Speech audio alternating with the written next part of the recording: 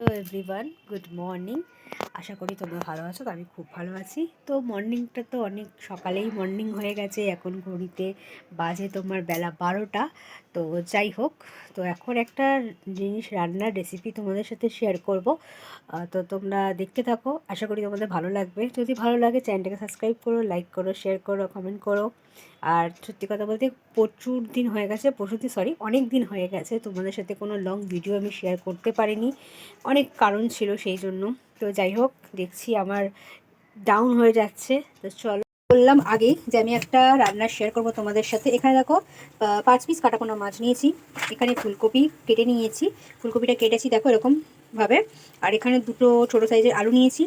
এখানে নিয়েছি কাঁচা লঙ্কা, হলুদ গুঁড়ো, চিকেন মশলা, নুন, জিরে গুঁড়ো, কালার লঙ্কা। আর এখানে তো কাঁচা লঙ্কা দিয়ে রান্নাটা করব।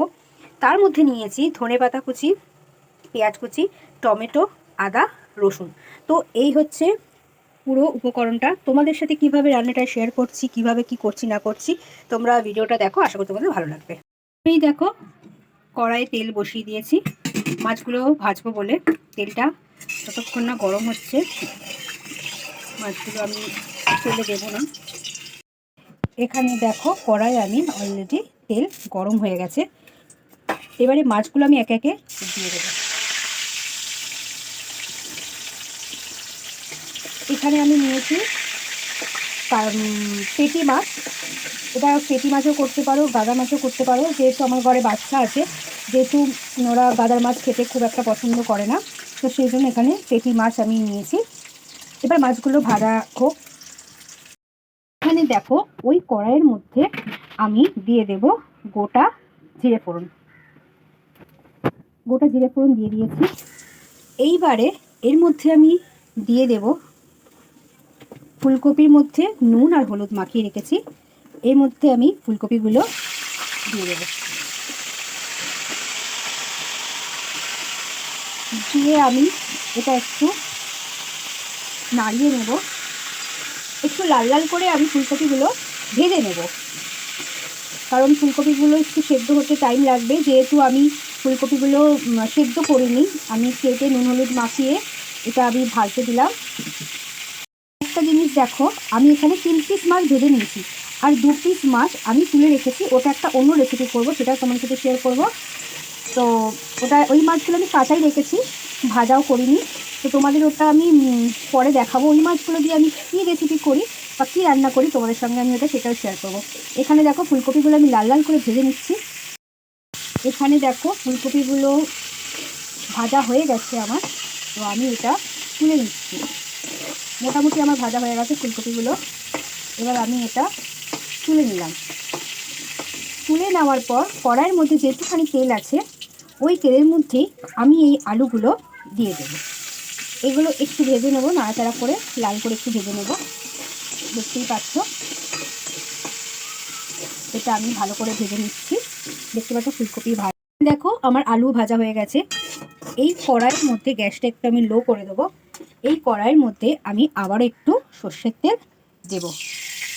সর্ষের তেলটা দেওয়ার পর এর মধ্যে আমি একে একে সব উপকরণগুলো দিয়ে দেবো। প্রথমেই দেব পেঁয়াজ।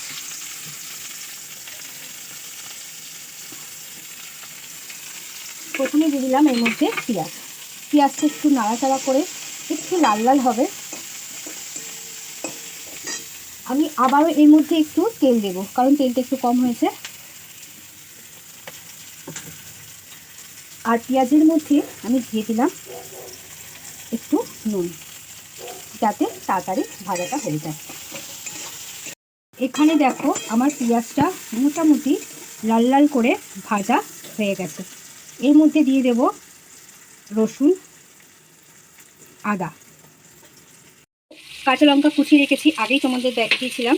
তো এটাকেও আমি দিয়ে দিলাম। এইবারে পরিমাণ মতো নুন, ছোট চামচের 1 চামচ হলুদ গুঁড়ো, ছোট চামচের 2 চামচ জিরে গুঁড়ো, রং হওয়ার জন্য 1 চামচের মতো একটু কালার লঙ্কা দিয়ে এটাকে ভালো করে আমি কষিয়ে নেব, যতক্ষণ না এর থেকে তেল বেরোচ্ছে। মশলা যতক্ষণ না কষানো হচ্ছে ততক্ষণ আমি এটাকে ভালো করে কষাতে থাকবো। এইভাবে তোমরা বাড়িতে তৈরি করতে পারো রান্না, খেতে খুব ভালো হয়, খেতে দুর্দান্ত লাগবে খেতে। এইবার এর মধ্যে আমি এক চামচের মতো চিকেন মশলাটা আমি দিয়ে দিলাম। চিকেন মশলা আমার আরও লাগবে, আর এক চামচ লাগবে। তো আমি এটাকে যতক্ষণ না তেল বেরোচ্ছে ততক্ষণ আমি এটাকে ভালো করে কষাতে থাকবো। তো তোমরা দেখতেই পাচ্ছ কীরকম কষানোটা হচ্ছে। আমার হালকা হালকা মশলার থেকে তেল বেরিয়ে এসছে। ভেজে রাখা ফুলকপি আর আলু, তারপরে এটাকে ভালো করে মশলার সাথে কষিয়ে নেবো আমি। দেখতেই পাচ্ছ আমি এখানে চিকেন মশলা অ্যাড করেছি। তোমরা চিকেন মশলা বা আপনারা চিকেন মশলা যদি না খান তাহলে ওটাকে আপনারা স্কিপ করে যেতে পারেন। এবার দেখুন ভালো করে এটাকে আমি কষিয়ে নেব, যাতে মশলাগুলো ফুলকপি আলুতে যাতে ভালো করে এটা মাখা মাখা হয়ে যায়। খুব সুন্দর একটা স্মেল বেরিয়েছে এটার থেকে। যেটার মধ্যে আমি কপি আর আলুটা ভেজে রেখেছিলাম ওর মধ্যে একটু তেল লেগে গেছিলো। ওই প্লেটটা ধুয়ে জলটা আমি এর মধ্যে দিলাম, দিয়ে এটাকে আমি আবারও ভালো করে নিয়ে নিলাম। যতক্ষণ না আলু আর ফুলকপিটা ফুটছে ততক্ষণ আমি মাছ দেব না। আমি এর মধ্যে আরেকটু জল অ্যাড করব, কারণ ফুলকপি আলুটা সেদ্ধ করতে হবে। এর মধ্যে আমি জল অ্যাড করলাম, করে এইবারে আমি ফুলকপি আলুটা একটা প্লেট দিয়ে চাপা দিলাম সেদ্ধ হওয়ার জন্য। এখানে দেখো আমার ফুলকপি আলু অলরেডি সেদ্ধ হয়ে গেছে, প্লাস জলটাও অনেকটা শুকিয়ে গেছে। তো আমি এর মধ্যে এবার একটু ধনে পাতা ছড়িয়ে দেবো। দেখতেই পাচ্ছ অল্প একটু ধনে পাতা আমি এর মধ্যে ছড়িয়ে দিলাম। আবারও একটু আমি নাড়াচাড়া করে নিলাম। এবার এর মধ্যে আমি ভেজে রাখা মাছগুলো সব দিয়ে দেবো, সব বলতে 3 পিস যেটা ভেজে রেখেছিলাম। আবারও একটু এটা আমি নেড়ে নেব ভালো করে। একদম এটা শুকনো শুকনো হবে, খেতে সত্যি দুর্দান্ত হয়। দেখো আলু পুরো সেদ্ধ হয়ে গেছে। আবারও একটু আমি এর মধ্যে জল দেব, যেহেতু মাছগুলো ভাজা একটু তো জল দিতেই হবে। দেখতেই পাচ্ছ এর মধ্যে আমি জল দিলাম।